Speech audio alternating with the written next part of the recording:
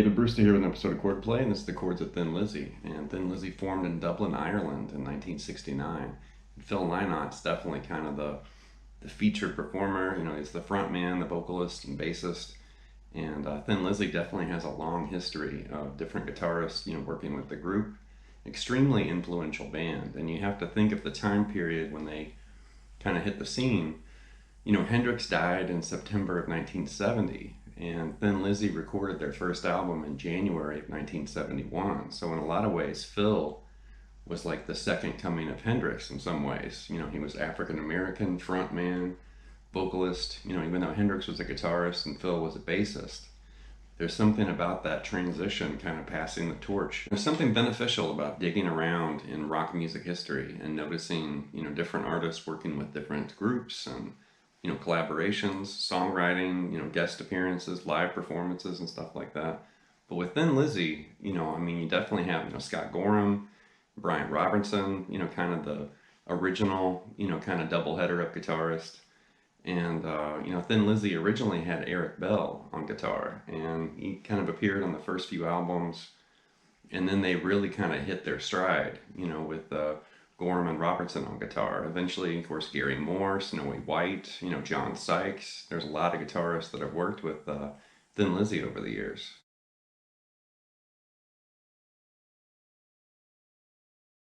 The biggest thing about Thin Lizzy that's important, aside from, you know, enjoying their music and listening to it and kind of tracing, you know, some of the change of, you know, members and things like that through the years, but, you know, definitely in the 1970s, they were massively popular. They were very influential, you know, right alongside Sabbath and Led Zeppelin and other groups from the 70s. But Thin Lizzy was this, you know, very, very crucial and influenced pretty much everybody, you know, that was on the scene at the same time and that came after them, you know, and that's rock, hard rock, and even into metal. And, you know, I mean, if you're a certain age, you may not really realize, you know, their importance, but they came out and hit the scene at a very important time where things started to really shift toward arena rock and rock guitar and riffs, you know, and you had bands like Kiss and some of the groups I just mentioned a minute ago, Sabbath, of course. But Thin Lizzy's up there too, you know, definitely very important. You know, they still play their songs a lot on classic rock radio, but there's just something about their music. It's very catchy. There's a lot of energy and dynamics.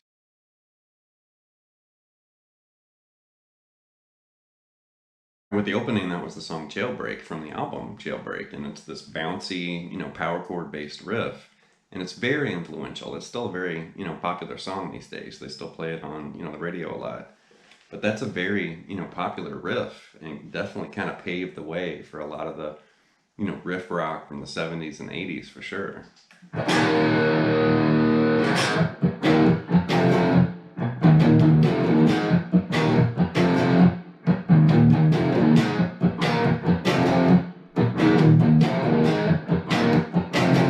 And there's just something about, you know, Thin Lizzy's riffs. They have this kind of street, you know, grit to it, almost like you're going to get in a fight, you know, like behind a bar or something. But starts with that E power chord, and then you're just bouncing between A, E, and F sharp. You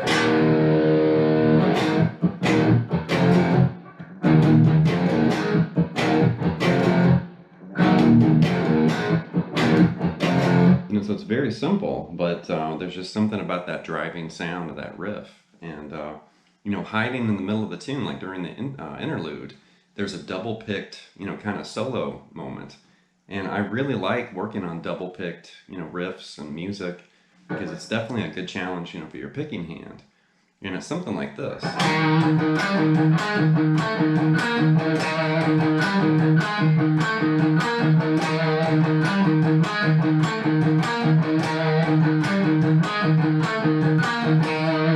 And it moves down to A eventually.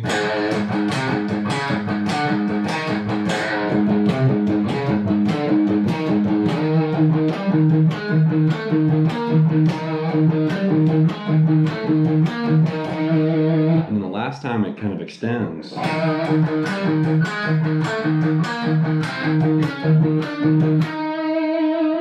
Up next is the song Don't Believe a Word, which is from the Johnny the Fox album, and it looks something like this.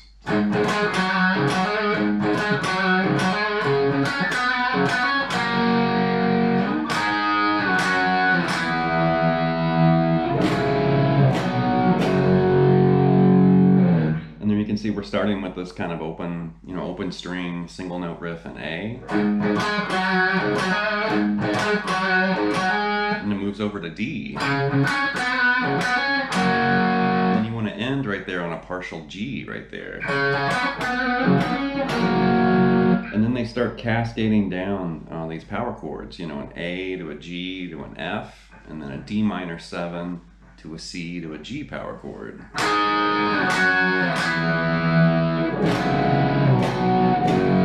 And it's kind of crafty hiding that, minor 7th chord right in the middle of all those power chords.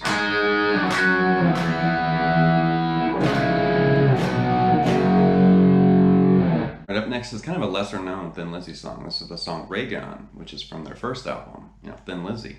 So this is Eric Bell on guitar, and it kind of has this funky, like wah-laced, Hendrix vibe, something like this.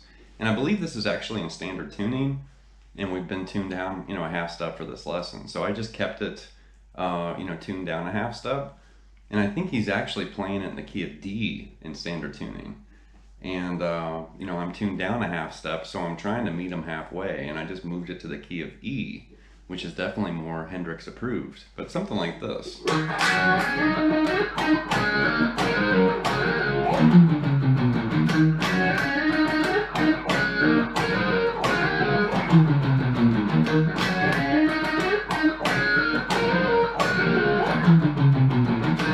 And I kind of like this, partial. It's like an E minor 7. And right there it's, like a D to an E, partial chord. And then he starts sliding these sixths. And then almost does like a surf guitar kind of thing coming down the low E string.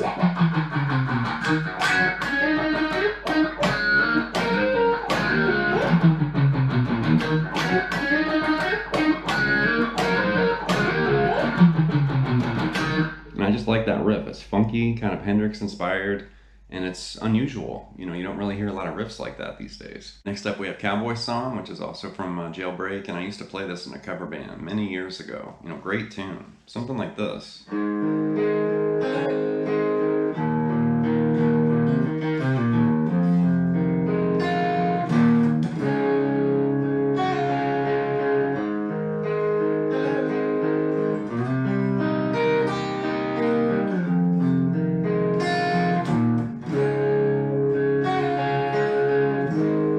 See, we're just picking through some basic chords. There's A major, and then down to an E5.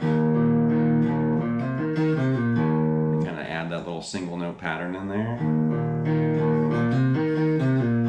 And then go to an F sharp minor 7 right here. And go down to that E power chord again. And then move over to D major, and you're going to flirt with the sus4 right there. Go back to that A, and then a C sharp minor 7 right here. And that's interesting the way they're picking through it. They're kind of skipping over the G, and then they eventually hit that G string. And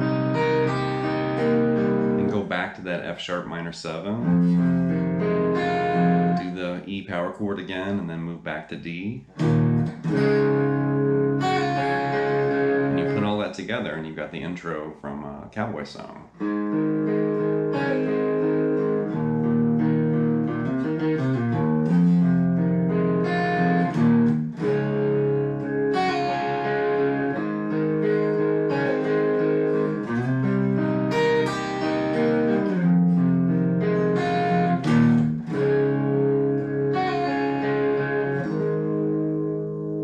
Next is the song She Knows, which is from the Nightlife album, and this isn't standard tuning, but I'm going to demonstrate this tuned down a half step, so I'm feeling kind of lazy today, and I haven't been changing guitars, but you can play it in standard, and just play it the same way I'm about to show it, and you can play with the album, but it's kind of a different riff for Thin Lizzy. It kind of reminds me of like some Crosby, Stills and Nash or something, because you hear, a clean guitar combined with an acoustic guitar.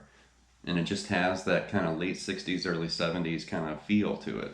Something like this.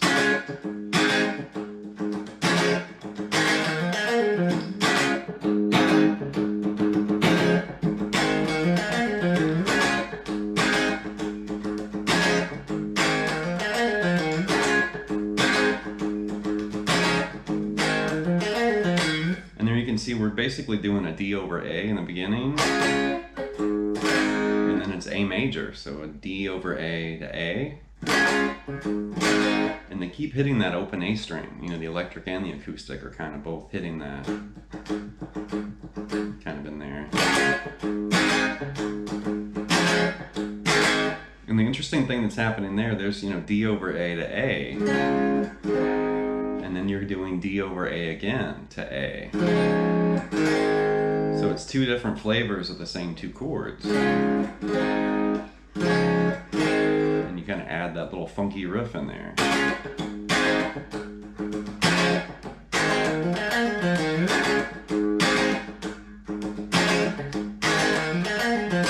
And then there's just kind of a single note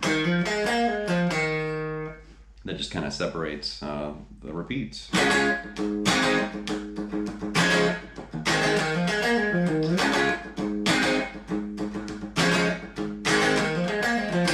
The last example comes from Bad Reputation, which is from the Bad Reputation album, and I think this is honestly my favorite Thin Lizzy song. It just has this street fight, you know, dirty kind of grit to it, and it rocks, and it's definitely, you know, a great song for guitar, but it's also a, you know, showcase for drummers too, and something like this.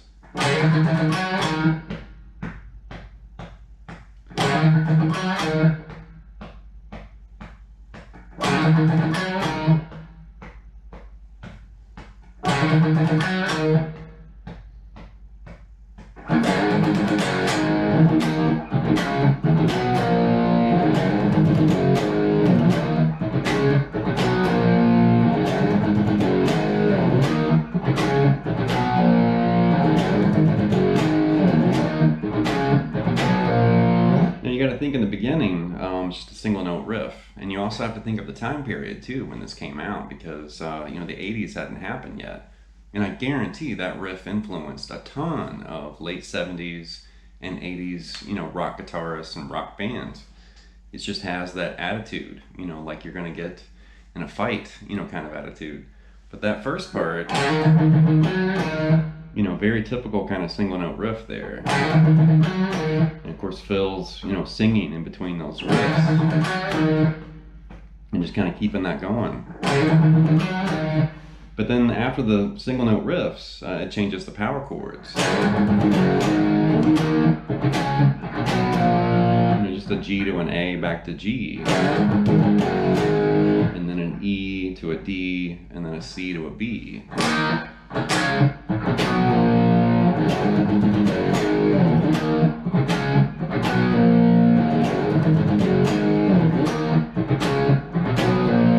So definitely, if you're an 80s rock fan, you should definitely check out that song and respect Thin Lizzy, because Thin Lizzy definitely influenced a lot of those 80s, you know, rock guitarists, and a lot of the riffs and the direction for a lot of those bands was inspired by Thin Lizzy, big time. That's going to wrap this look at the chords of Thin Lizzy, and I'm definitely a fan. I respect Thin Lizzy and Phil Lynott, you know, the late great vocalist and frontman. Definitely, you know, Phil inspired, you know, tons of frontmen and women as well.